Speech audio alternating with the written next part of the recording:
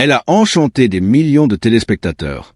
Une sorcière douce, un mari sceptique, une vie de banlieue pas si ordinaire.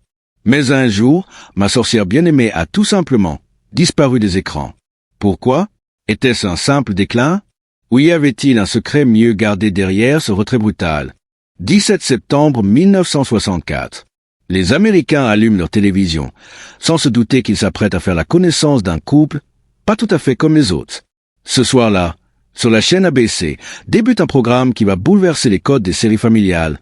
Ma sorcière bien-aimée. Dès les premières minutes, la magie opère. Littéralement. On y découvre Samantha Stephens, une femme douce, élégante, au regard malicieux et au pouvoir surnaturel. Car Samantha n'est pas une femme comme les autres, c'est une sorcière. Une vraie. Mais par amour, elle a décidé de renoncer à ses pouvoirs pour mener une vie normale auprès de Darren, un publicitaire new-yorkais bien terre accent grave terre. L'interprétation d'Elizabeth Montgomery est alors saluée unanimement. Avec son petit mouvement de nez devenu mythique et son sourire espiègle, elle incarne une féminité moderne, indépendante et tendre à la fois. Face à elle, Dick York campe un Darren tendu, souvent dépassé, mais profondément amoureux, un rôle qui exige un subtil dosage entre humour et sincérité. Leur couple fonctionne à merveille à l'écran, jonglant entre conflits domestiques, malentendus enchantés, et visites surprises de la redoutable belle-mère, Andorra, sorcière sarcastique qui méprise les humains. Mais ce qui rend la série unique, c'est son mélange de magie et de quotidien, une formule encore inédite à la télévision. Inspirée par des classiques du cinéma comme Maria Witch avec Véronique Alec, ou Belle, Book and Candle avec Kim Nova, ma sorcière bien-aimée prend le pari d'humaniser la sorcière. Fini la vilaine sorcière au nez crochu. Ici, la magie est légère, pétillante, presque domestique. Elle sert à régler les petits tracas du quotidien, pas à jeter des malédictions.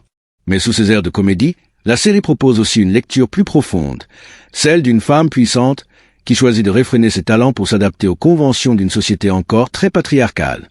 Un dilemme moderne, surtout dans une Amérique des années 60 où la question du rôle des femmes commence à s'imposer dans le débat public.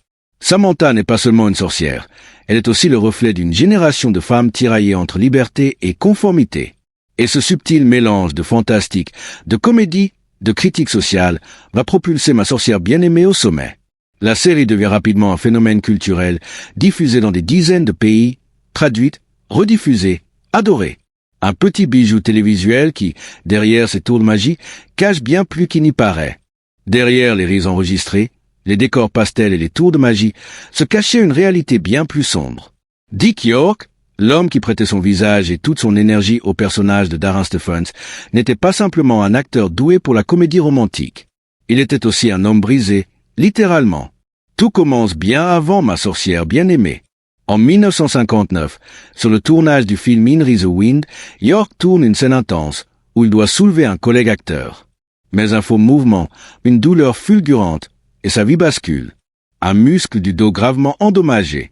Un accident, en apparence banal, mais qui va laisser des séquelles irréversibles. À partir de ce moment, Dick York vit avec une douleur constante, insupportable. Mais l'acteur de la vieille école. Pas question de se plaindre. Il serre les dents, s'accroche. Il joue, il sourit. Et, devant les caméras, rien ne transparaît. Le public n'a aucune idée du calvaire qu'il endure entre deux prises. Mais à mesure que les saisons passent, les tournages deviennent un enfer. Il doit s'asseoir entre chaque scène. Il prend des analgésiques puissants, de plus en plus souvent. Trop souvent. La frontière entre traitement et dépendance devient floue, puis inquiétante. Un jour, en pleine prise, Dick York s'effondre. Littéralement. Le plateau retient son souffle. Ce n'est plus seulement un acteur fatigué. C'est un homme à bout. Physiquement, psychologiquement. Les producteurs n'ont plus le choix. Ils prennent une décision douloureuse, mais inévitable. Le rôle de Darren Stephens devra être recasté. Et c'est ainsi qu'en 1969, après 5 saisons de bons et loyaux services, Dick York quitte ma sorcière bien-aimée. Son remplaçant, Dick Sargent.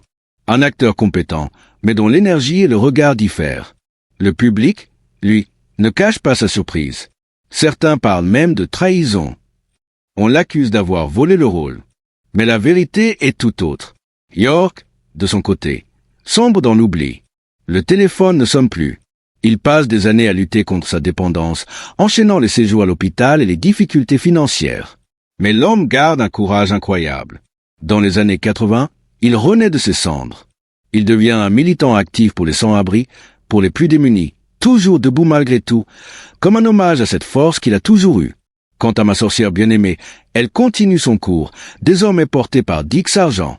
Mais pour de nombreux fans, quelque chose s'est brisé. Le couple Samantha-Darin n'a plus la même alchimie. Ce n'est pas la faute de Sargent.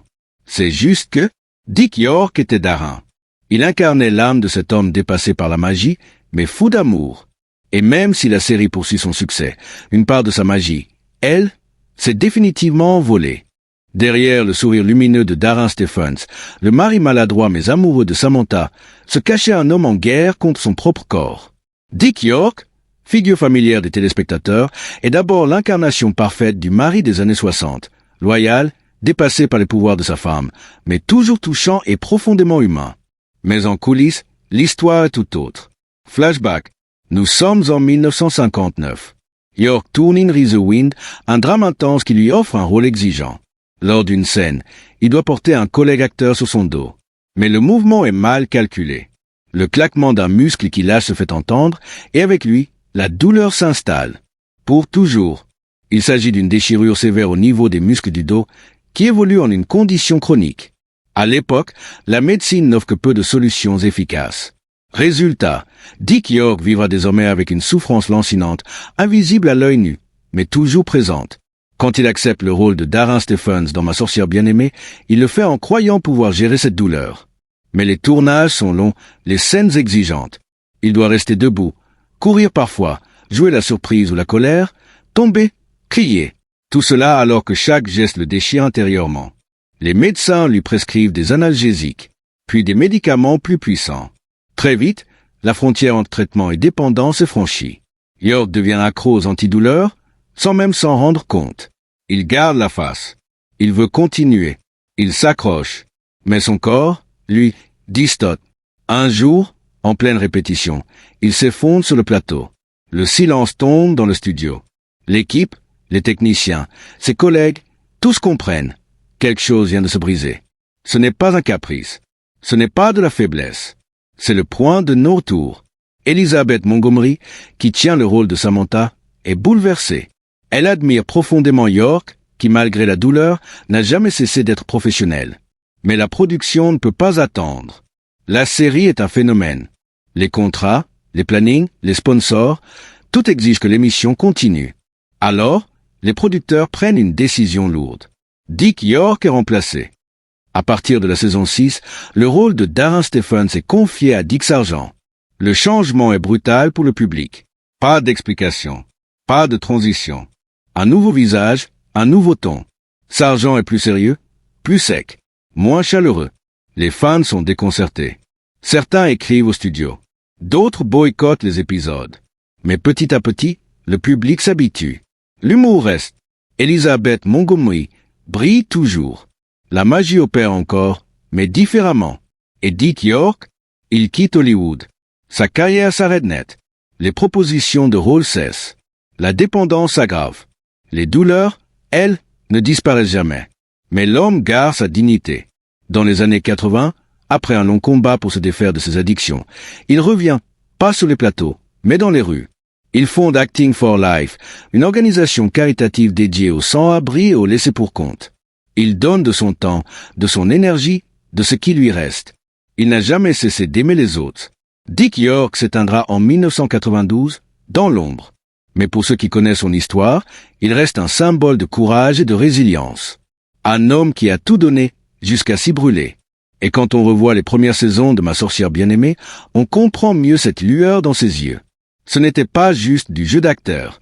C'était un homme qui luttait contre l'invisible avec grâce. Un héros discret. Malgré le remplacement de Dick York par Dick Sargent, Ma sorcière bien-aimée poursuit sa route. Le public reste fidèle. Les rires sont encore là. Mais, doucement, imperceptiblement, la magie commence à s'effriter. Les années passent et la télévision américaine évolue. Les sitcoms se multiplient.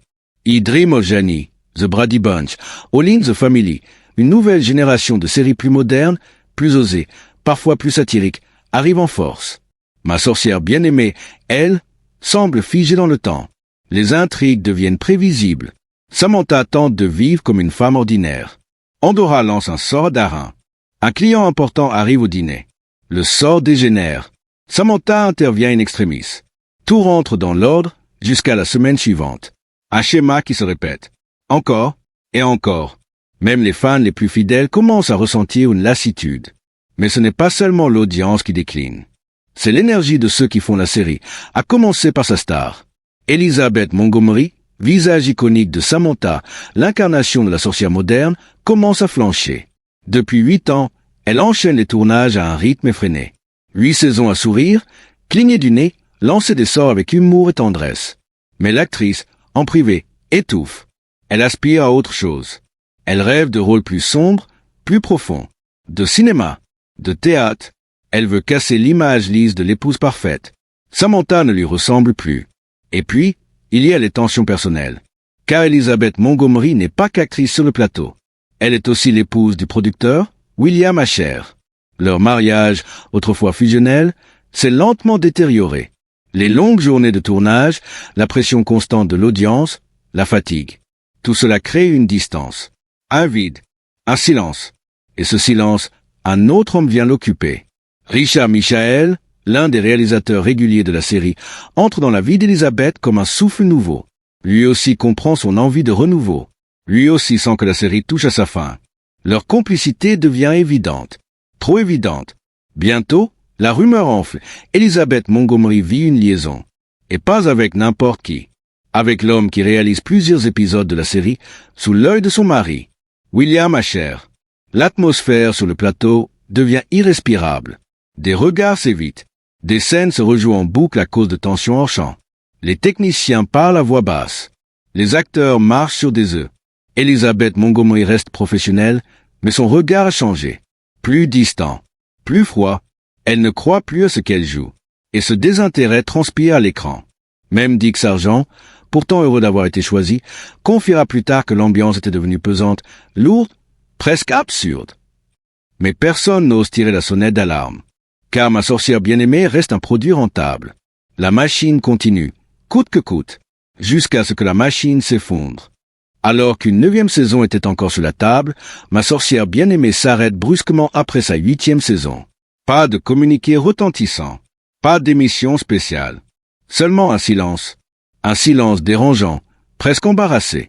L'ultime épisode diffusé le 25 mars 1972 s'intitule The Truth, Nothing but the Truth. So elle Sam.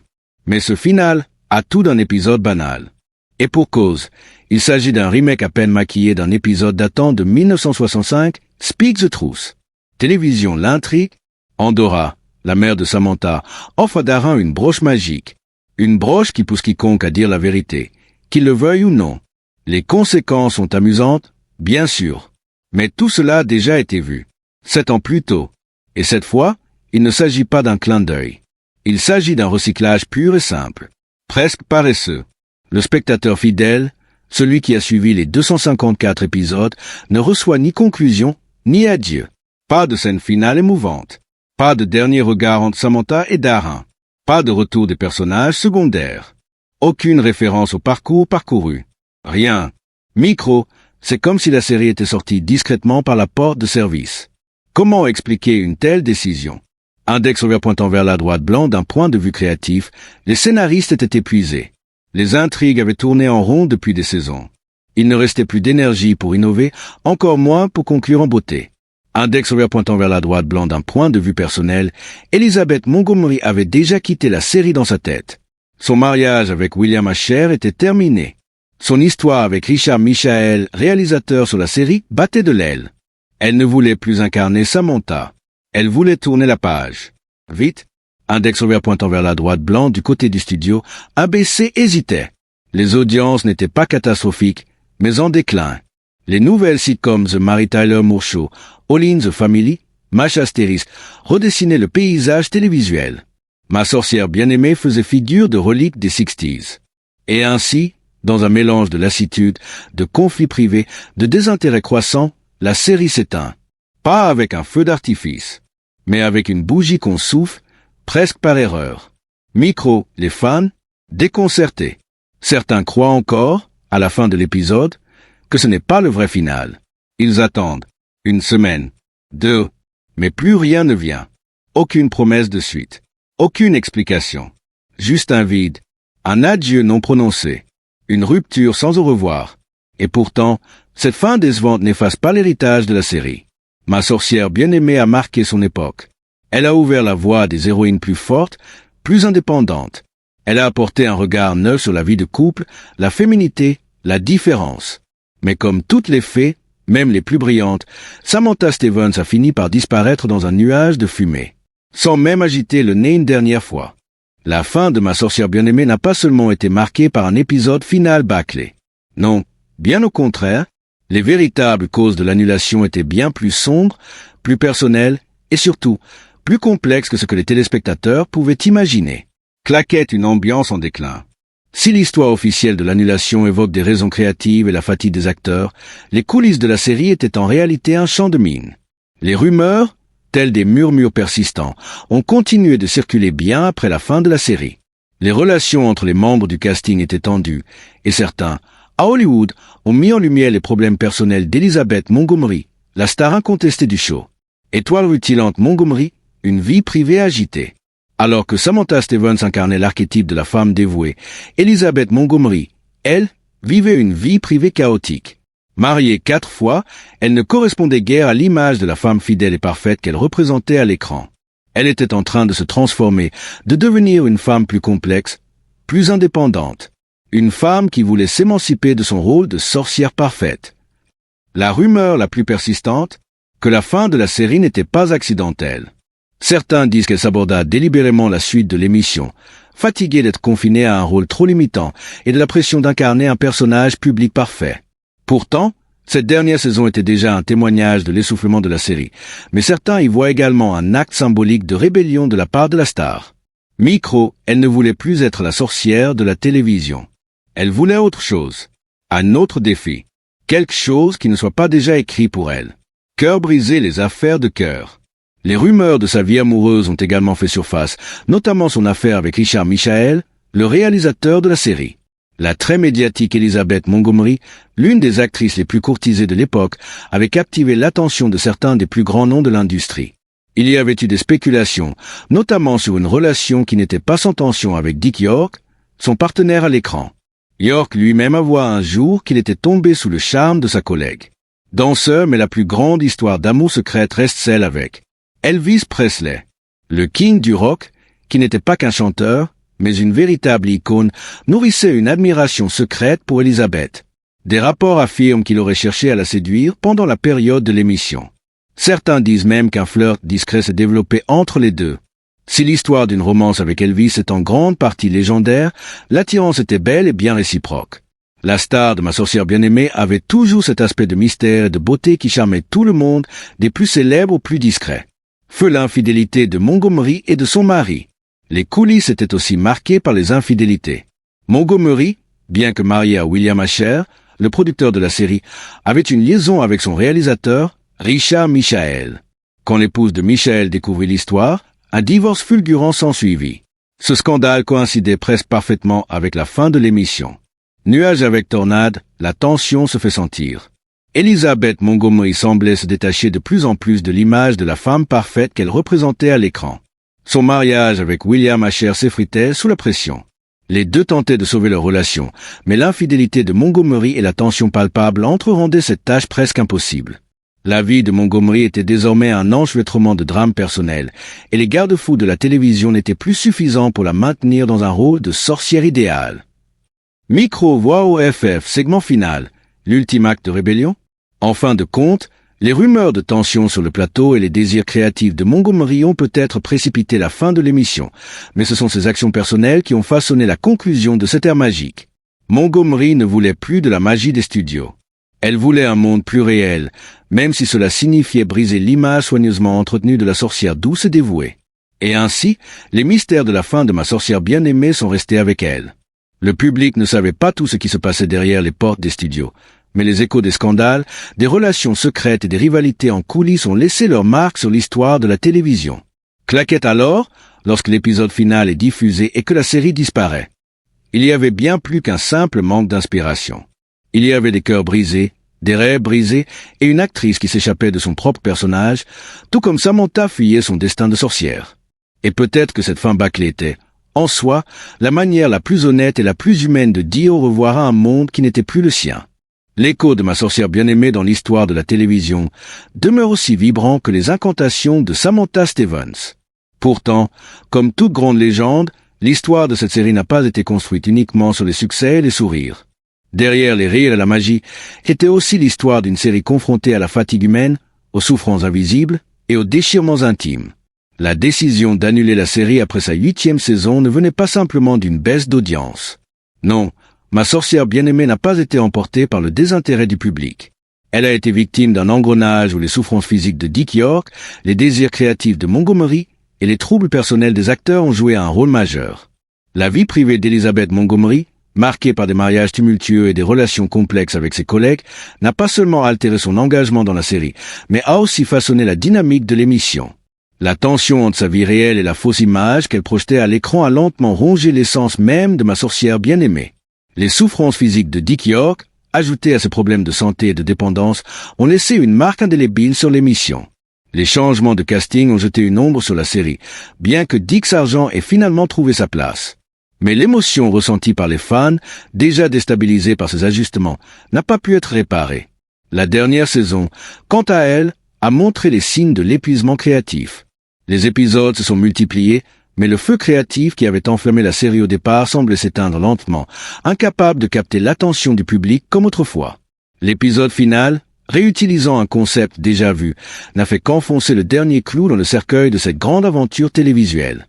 Claquette un conte de magie et de réalités humaines. Au final, ma sorcière bien-aimée nous enseigne quelque chose de plus grand qu'une simple série télévisée. Elle nous montre que, derrière chaque sourire magique, derrière chaque sort lancé pour réparer un mal, il y a des luttes internes, des épreuves personnelles et des choses que l'on ne voit jamais à l'écran. Une série, tout comme une vie, n'est pas protégée des aléas du destin et des choix personnels. Étoile rutilante, une fin douce amère mais inoubliable. Bien que la série ait pris fin de manière discrète, sans grand drame ni cérémonie, l'empreinte qu'elle a laissée est toujours vivante. Les rires des fans et l'impact de cette magie au petit écran se ressentent encore. Le monde de ma sorcière bien-aimée n'a pas disparu. Il s'est simplement transformé en une légende. Une légende qui continue de se transmettre à travers les générations, dans les discussions, les rediffusions et les souvenirs. Et comme nous le savons tous, dans l'univers des contes et des sorcières, une fois qu'une sorcière vous a jeté un sort, il est difficile d'y échapper. Croissant de lune. Fin.